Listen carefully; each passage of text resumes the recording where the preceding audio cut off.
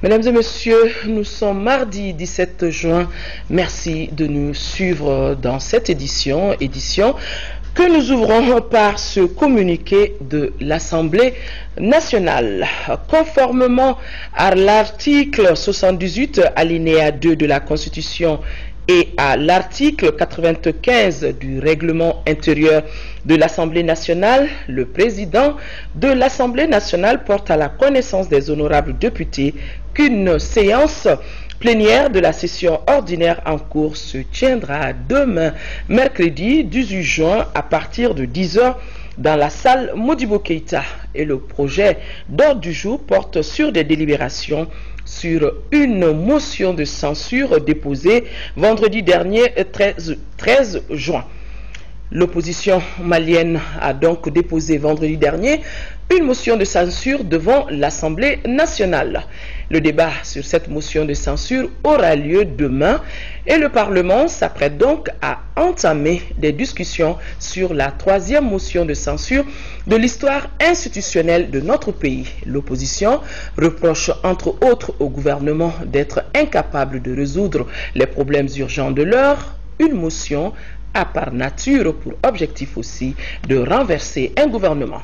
L'opposition malienne parviendra-t-elle à cette fin demain? La réponse dans ce reportage réalisé par Oumar Moussa Traoré. La motion de censure est prévue par l'article 78 de la loi fondamentale du Mali. Elle désigne la procédure par laquelle une assemblée parlementaire exprime sa défiance envers le gouvernement et peut le contraindre à se retirer. C'est un des moyens, c'est d'ailleurs le moyen le plus important mis à la disposition de l'Assemblée nationale pour contrôler l'action du gouvernement et l'obliger à démissionner si la motion est acceptée.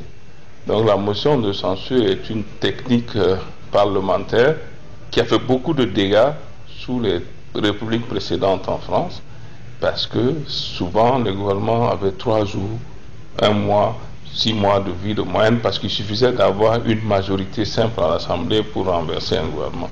C'est pourquoi la 5e République a corsé le système en fixant des conditions draconiennes. Donc ce sont ces mêmes conditions que nous retrouvons au Mali dans l'article 78 qui a réglementé la motion de censure. Les conditions exorbitantes exigées concernent la procédure. Il faut que le document relatif à la motion de censure soit signé par au moins 1/10 des députés. Pour que le gouvernement soit renversé, il faut que la motion soit votée par les 2/3 des députés de l'Assemblée nationale. La motion provoquée et la motion spontanée sont les 2 formes de motion utilisées. Qu'est-ce que c'est qu'une motion provoquée? C'est quand le Premier ministre engage la responsabilité de son gouvernement devant l'Assemblée sur le texte. Ce texte est censé être voté s'il n'y a pas de motion de censure. C'est ce qu'on appelle la motion provoquée.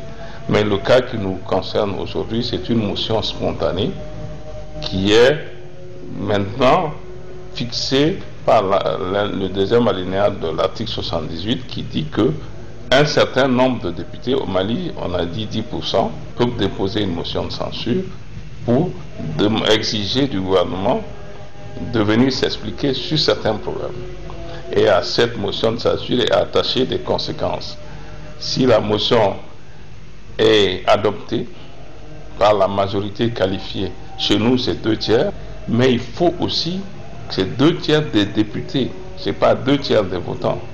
La conséquence principale, c'est que si la motion est adoptée, le gouvernement est obligé de démissionner. La 3e République du Mali, dont la constitution est fortement inspirée de celle de la 5e République française, a connu 2 motions de censure qui n'ont pas été adoptées. Elle avait été déposée en janvier 1996 et février 1997. Les motifs étaient relatifs à la crise scolaire de 1996 et à l'organisation des législatives de 1997. L'actualité, c'est à Alger où séjourne actuellement le ministre des Affaires étrangères, de la coopération internationale et de l'intégration dans le cadre des efforts de coordination des pays voisins du Mali en vue de la consolidation de la paix et de la stabilité dans le nord du Mali. Une 3e réunion de haut niveau sur le Mali s'est donc tenue hier à Alger.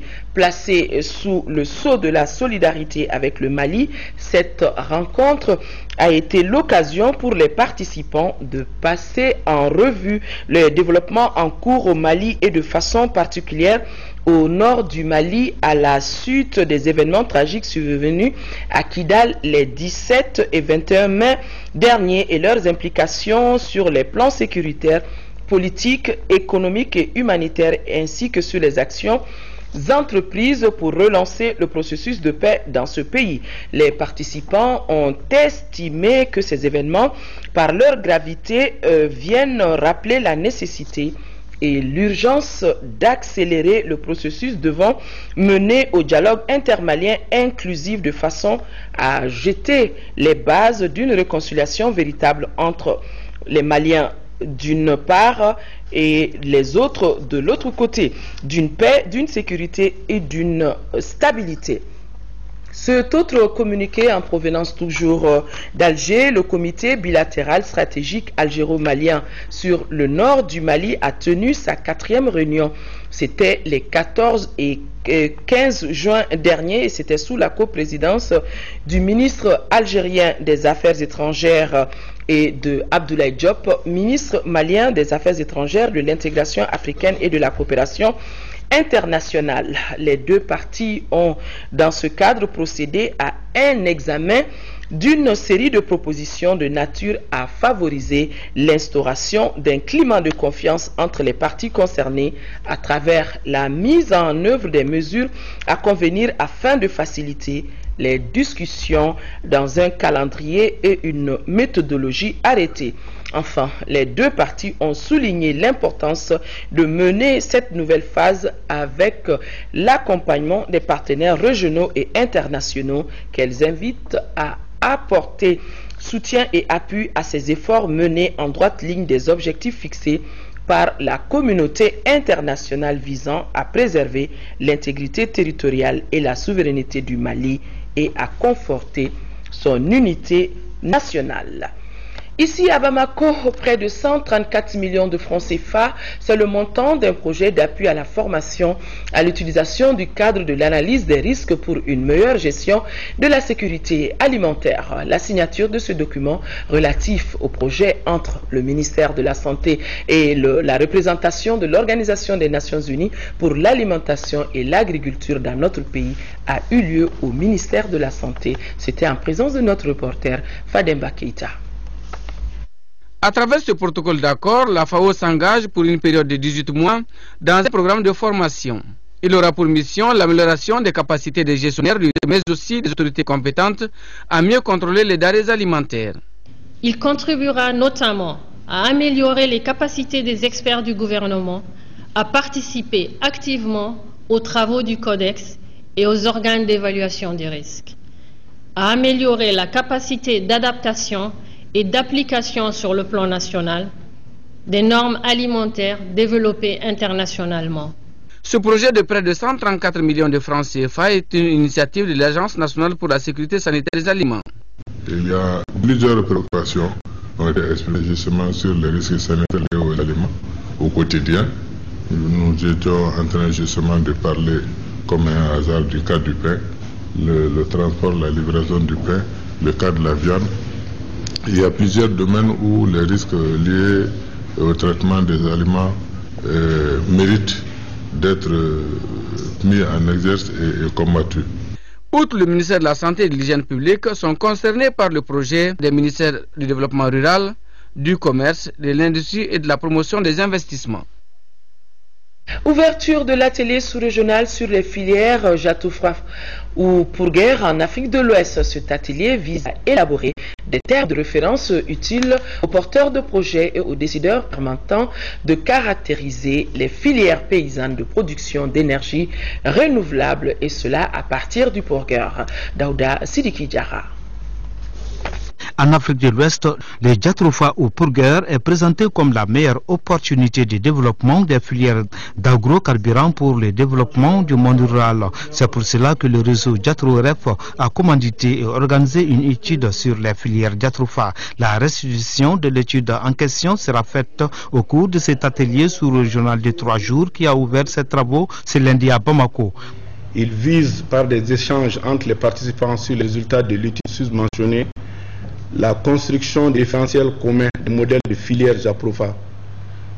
Il va sans dire que ces échanges seront enrichis par les expériences des différents porteurs de projets et acteurs institutionnels d'horizons divers venant du Bénin, du Burkina, du Sénégal et du Mali. Dans la diversité d'initiatives de construction de la filière JATROFA, les incertitudes et les inconnus pour chacun des porteurs de projets restent nombreuses, entre autres les techniques de culture de la plante, le coût de production de la graine et la politique d'achat. La facture pétrolière pèse lourdement sur nos économies. Pourtant, la sous-région ouest-africaine dispose d'un potentiel important en matière de biocarburants. En conséquence, nous devons mobiliser les moyens nécessaires pour inverser la tendance d'augmentation de nos consommations de produits pétroliers afin de rendre les biocarburants plus disponibles et plus accessibles. L'atelier a été initié par le réseau JATRO-REF en partenariat avec le groupe d'énergie renouvelable, environnement et solidarité, ainsi que le projet de promotion de l'utilisation de l'huile du Purguer comme biocarburant au Mali. Le ministre des Sports était hier matin à l'Institut national de la jeunesse et des sports où il a assisté au démarrage effectif des épreuves d'examen de fin d'année académique 2013-2014. Le ministre qu'on voit sur ces images a visité quelques salles d'examen avant de procéder à l'ouverture de l'enveloppe. Il s'est aussi entretenu. On le verra, il s'est aussi entretenu avec les responsables de l'Institut des mesures prises pour la tenue des examens et on rappelle qu'ils sont 180 candidats pour la licence et 198 pour le cycle moyen. Les examens à l'INJS se dérouleront en deux phases, la théorie et la pratique. Clôture à Ségou de la quinzaine de l'environnement. La cérémonie de clôture a été une occasion pour le ministre de l'Environnement, de l'Eau et de l'Assainissement de faire un bilan des activités menées. Ségou, nous retrouvons Kandesila. Symbolique de matériel d'assainissement à la commune urbaine de Ségou par le ministre de l'Environnement, de l'Eau et de l'Assainissement. Échange du ministre avec les jeunes de Ségou par rapport à leur implication dans les actions d'assainissement et de sauvegarde de l'environnement. La quinzaine de l'environnement délocalisé s'achève dans la salle Merouba. La cérémonie de clôture a regroupé les autorités régionales, les élus et plusieurs personnalités.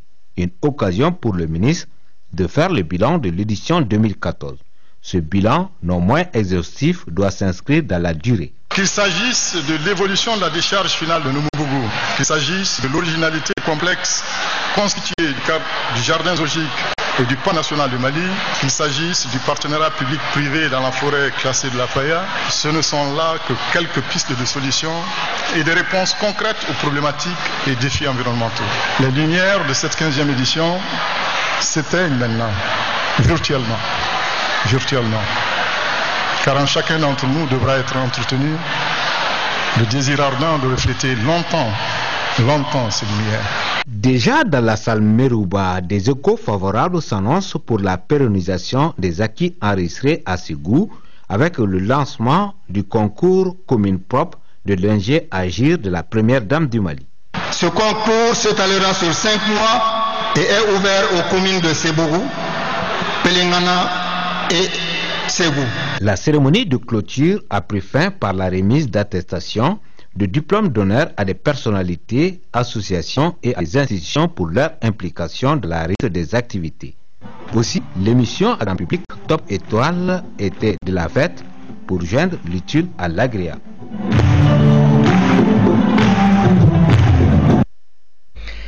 Le ministre du Développement rural lui a entamé hier une visite dans la région de Caille pour le lancement de la campagne agricole 2014-2015, une campagne qui prévoit une production de plus de 735 000 tonnes de céréales. Caille, nous retrouvons Siaka Konate. Pour la campagne agricole 2014-2015, la région de Caille se fixe un objectif de production de 735 569 tonnes de céréales, toutes catégories confondues. En lançant cette campagne au niveau de la première région, le ministre du Développement rural a rappelé quelques innovations apportées cette année au plan de campagne, un plan dit harmonisé car intégrant pour la première fois les productions végétales, animales, piscicoles et aquacoles. La mission essentielle La première, j'allais dire, le secteur du développement rural, c'est de nourrir les Maliens en qualité et en quantité. Pourquoi nous avons dit, au-delà de la sécurité alimentaire, il faut la sécurité alimentaire et nutritionnelle. Il faudrait que les protéines d'origine animale, la viande, le lait, les œufs, le poisson, apportent à la ration des femmes et des hommes, des Maliennes et des Maliens, une ration équilibrée, susceptible d'assurer sa croissance harmonieuse. Pour la réussite du plan de campagne, le ministre du Développement rural en appelle à la mobilisation de tous les acteurs. D'abord l'engagement des cadres. Je salue d'abord leur engagement, je salue leur disponibilité. Les conditions difficiles dans lesquelles nos cadres travaillent, mais chacun doit avoir souci d'une chose, la nation ne peut leur apporter que ce qu'elle a. Le plan prévoit une production de 8 millions de tonnes de céréales et 600 000 tonnes de coton. En accord avec le gouverneur des régions, le ministre a décidé de redynamiser les instruments de suivi et évaluation au niveau régional, local et communal. En deuxième région, le ministre de la décentralisation de la ville a rencontré l'ensemble des acteurs de la décentralisation de la deuxième région. Ousmane Sy était allé rendre compte des conclusions des états généraux de la décentralisation tenus du 21 au 23 octobre dernier. Brahima Kone que nous retrouvons depuis Koulikoro. La stratégie de mise en œuvre des recommandations des États généraux de la décentralisation était à l'ordre du jour de cette rencontre. Échange sur l'état des lieux et les perspectives de la décentralisation à travers la régionalisation, l'événement aura été un véritable plaidoyer en faveur de l'implication de tous les acteurs dans le processus de décentralisation. En termes d'acquis, il faut reconnaître que nous sommes aujourd'hui à plus de 25 milliards d'investissements dans le cadre de la décentralisation dans la région de Koulikoro, et cela dans tous les domaines. En termes de réalisation de projets, nous sommes à plus de 2279 projets réalisés, et cela dans tous les domaines. Quand vous êtes élu, c'est la redevabilité. Il faut que les gens soient redevables de ceux qui les ont élus pour qu'ils retournent à eux leur expliquer ce qu'il y a. Parce que le fait que les gens participent ou pas, ça dépend parfois de l'attitude des gens qui sont élus. Et ce compte rendu doit être permanent entre les élus et les électeurs pour que les gens adhèrent à cette innovation administrative, à cette réforme administrative. Des échanges fructueux ont permis aux participants de faire des propositions concrètes permettant une véritable décentralisation en vue d'un développement équilibré du territoire national. Le message, je crois qu'il faut qu'on aille à la réforme. Vous savez, la crise dans notre pays aujourd'hui, il n'y a pas 10 000 solutions que d'engager des réformes. Qu'on a commencé, peut-être on s'est arrêté en chemin, on a ralenti, on n'a pas trouvé les bonnes voies. Et je crois que la crise nous enseigne aujourd'hui que avoir une crise n'est pas anormal. Tous les pays du monde ont évolué dans des crises, souvent des crises plus graves que les nôtres. Mais ces pays ont eu les ressources nécessaires pour sortir de la crise et aller de l'avant. À noter que les états généraux de la décentralisation au Mali ont été organisés les 21, 22, 23 octobre 2013. Nous sommes à Koulikoro, restons-y, où le ministre espagnol de la Défense, en visite dans notre pays, s'est rendu au centre d'instruction Boubacar Sadassi de Koulikoro, où des formateurs espagnols appuient la formation de militaires maliens, et cela dans le cadre du deuxième mandat de l'EUTM. Brahima Kone. Le ministre espagnol de la Défense s'inscrit dans une logique de suivi constant des militaires de son pays, évoluant dans le cadre de la mission de l'EUTM. Morenez Elate Pedro, en visite au centre d'instruction Boubacar Sadassi de Koulikoro, galvanise les troupes espagnoles pour la réussite du second mandat de formation. Un mandat qui vient de commencer avec la rentrée du 5e bataillon. J'essaie de visiter les soldats espagnols qui sont ici, qui y a en mission de protection, mission de formation des soldats maliens. Et je fais les compromis le gouvernement espagnol d'aider le Mali, la population de Mali, avec deux objectifs. Le premier, c'est ça, d'aider la population de Mali, le gouvernement de Mali, pour la stabilité de ce pays. C'est nécessaire pour tous nous, les Européens, les Africains, de savoir que la stabilité du Mali, c'est la stabilité du monde. La venue du ministre espagnol de la Défense un signal fort, ça veut dire toujours l'intéressement de l'Europe à cette remise en condition de l'armée malienne pour qu'elle fasse réellement face à à sa mission régalienne. Les instructeurs espagnols s'occupent d'une part de la formation des sections artillerie, mortier et commando et d'autre part de la sécurité environnementale. L'Espagne joue un rôle important dans la mission de l'EITM.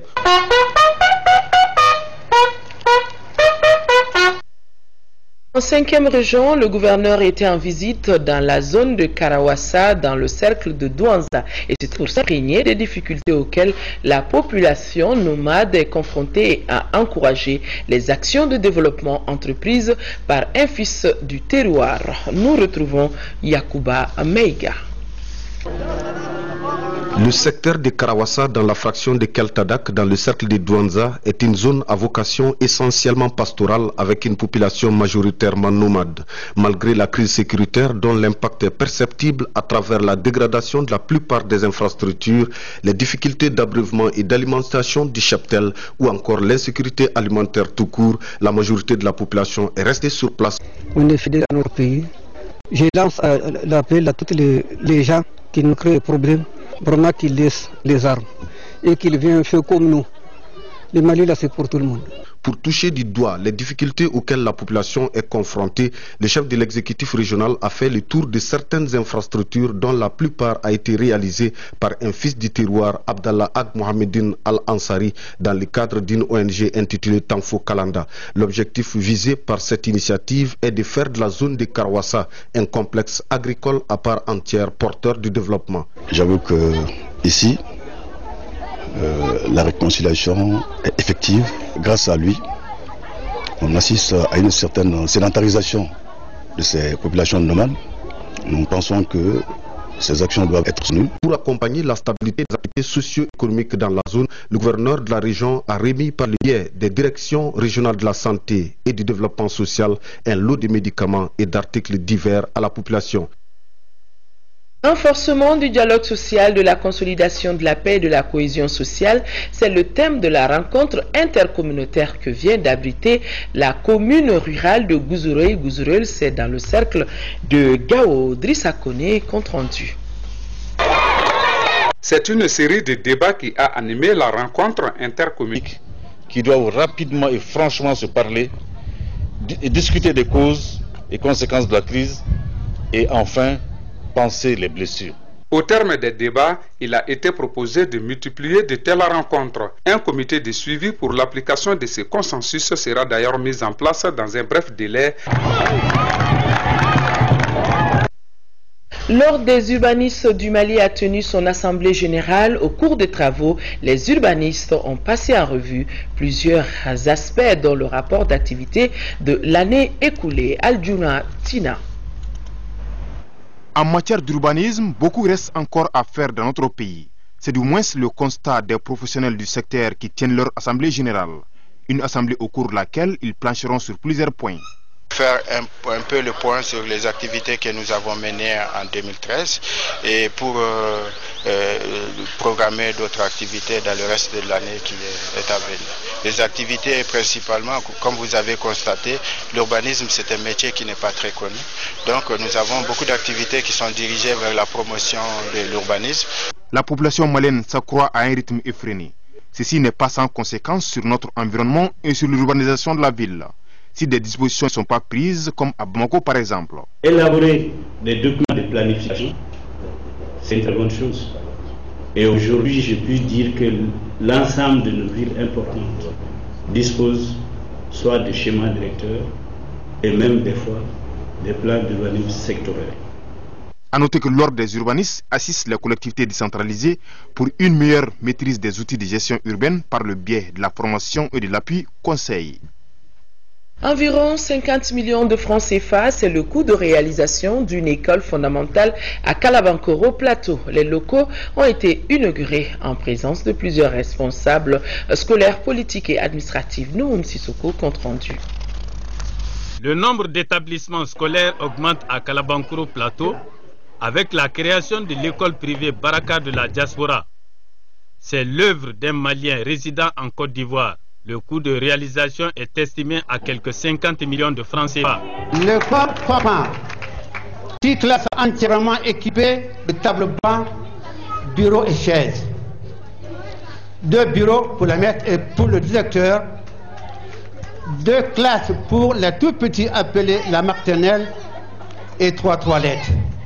Quelqu'un qui construit une école privée pour un quartier, vraiment il a fait de ce qu'il peut. L'éducation de base même, c'est l'école. Le promoteur, opérateur économique de son État, pense ainsi contribuer à la scolarisation d'un plus grand nombre d'enfants. J'ai vu qu'il n'y a pas beaucoup d'écoles au Mali. J'ai pensé construire cette école pour aider les Maliens. Pour l'année scolaire qui s'achève, l'école compte une 50aine d'élèves. Dans le cadre de la célébration de son cinquantenaire, le groupe Banque africaine de développement BAD organise une exposition vente de produits artisanaux textiles provenant des artisans des zones cotonnières du Mali dans ses locaux. Une dizaine d'artisans exposent donc des tissus made in Mali d'une grande valeur artistique, nous dit Chekoumar Sangari. Cette exposition vente des produits artisanaux textiles des artisans des zones cotonnières du Mali comporte 3 volets. Un premier sur le développement de l'artisanat textile, un second sur l'équipement évolutif du textile traditionnel et un troisième sur les produits de textile artisanal. Les artisans sont encadrés par le projet d'appui à la filière coton PAFICOT. Nous sommes dans le cadre du PAFICOT, le projet d'appui à la filière coton qui est un projet sous-régional. Mais au Mali, il comporte un volet transformation artisanale du coton. Et pour cela, il y a certaines zones de l'OHBN et la CMNT qui ont été choisies pour aller faire un certain nombre de démonstrations. Nous avons apporté des produits de 2 sortes, en laine et puis en cotonnade. C'est des produits qui portent sur l'ameublement et sur le vestimentaire. L'activité s'inscrit dans le cadre de la commémoration du cinquantenaire du groupe Banque africaine de développement BAD. L'économie du Mali, chacun le sait, repose en partie sur le commerce du coton. Cependant, une infime partie seulement de ce coton est transformée et consommée localement. Pourquoi ne pas donner une chance aux consommés maliens? Lorsque l'on voit certaines personnes habillées aujourd'hui dans les tissus traditionnels, on voit à quel point ça peut être magnifique. L'exposition vente des produits artisanaux textiles des artisans des zones cotonnières du Mali continue jusqu'à demain après-midi. Un internat pour une trentaine d'étudiants maliens, grâce à la générosité d'un homme d'affaires turc, le pensionnat a officiellement ouvert à Daoudabougou. Le domaine d'une capacité de 30 lits dispose de 3 salons et d'une piscine. Moïse Traoré est allé voir. Le personnel des collectivités territoriales réclame le paiement régulier de son salaire. C'est le plaidoyer du leader du syndicat national des travailleurs des collectivités territoriales. Le Syntrac, créé en 2006, se donne 3 jours pour évacuer son 2e congrès. Au nord comme au sud du Mali, nous vivons dans la précarité. Les salaires ne sont pas payés à terme échu. Cependant, nous constatons que nos collègues de la fonction publique de l'État perçoivent également leur salaire et accessoires à l'emploi. Le représentant du ministre de la décentralisation et de la ville apprécie le choix des sujets à l'ordre du jour. Une 60aine de délégués de l'ensemble de nos régions et du district de Bamako prennent part aux travaux. 3 journées qui vont déboucher sur l'élection. Voilà un problème d'aiguillage et nous pensons pouvoir diffuser ce reportage de Moïse Traoré dans nos éditions de demain. Sport football, le stade malien de Bamako, détenteur de la Coupe du Mali 2013, élimine l'US Bougouni en 8e de finale de la Coupe du Mali par le score de 2-1. La dernière affiche de ces 8e de finale a vu l'élimination du COB de Bamako par le Debo Club de Mopti 1-0. Mamoutou Dampé nous fait le résumé de ces 2 rencontres. L'Union sportive de Bougouni, détentrice de la Coupe du Mali 2012, n'a pas fait le poids pour cette édition 2014. Elle a été dominée par les tenants du titre, Stade Malien de Bamako, 2-1. Après une nette domination des Blancs de Bamako, sur une passe en retrait, Mohamed Cheikh Chérif Doumouya ouvre le score à la 27e minute. L'US Bougouni réagit par accusation dangereuse. L'arbitre siffle la mi-temps sur ce score d'1-0. Dès la reprise, les joueurs de Bougouni égalisent à la 48e minute par Issouf Kamara. 4 minutes plus tard, Souleymane Dambélé inscrit le but de la victoire. le Stade malien se qualifie en quart de finale de la Coupe du Mali. La dernière rencontre de ces huitièmes de finale a vu l'élimination du COB par les deux beaux clubs de Mopti par le minimum d'un but à 0. Les Mopticiens ont ouvert le score dès la 27e minute par Moussa Guitey. Ainsi, l'avant-dernier du championnat élimine le troisième en huitième de finale de la Coupe du Mali 2014. En quart de finale, le deux club rencontrera les 11 cratères de Nyarela et le Stade malien de Bamako affrontera l'AS Bakaridjan. Ces quarts de finale se joueront le 20 juin prochain. Mesdames et messieurs, avant de refermer ce journal, cet avis suite à l'évasion hier de prisonniers de la maison centrale d'arrêt de Bamako de nationalité malienne, Mohamed Ali Ag Wadoussen est né le 9 avril 1989 à Kidal de Wadoussen et Hassi Walet Hita, sœur de Sedan Ag Hita. Chef de la Katiba Youssef Ben Tafin, Mohamed Ali est un déserteur de la garde nationale du Mali. Il est du contingent 2009. Il est l'organisateur principal du rapt de deux Français le 24 novembre 2011 à Ambori. Il a effectué cette opération au compte de la CIA El Ansar Abdelkrim El Targhi, neveu de Iyad Agali. Il a été arrêté par la SE, les services de renseignement. C'était le 10 décembre 2011 à Gao, puis mis sous mandat de dépôt en mars 2012. Il a profité de la défaillance du système pénitentiaire pour renouer le contact avec son oncle Sedan Ag Hita. Il a reçu des moyens financiers et matériels pour planifier un attentat terroriste contre la prison centrale de Bamako. L'individu est donc en cavale depuis hier lundi avec son complice Haïba Ag Sherif. Voilà, donc Mohamed Ali est donc très activement recherché. Voilà, c'est de tout pour ce journal. Merci de l'avoir suivi. Place au troisième match de la Coupe du Monde. Excellente nuit à tous.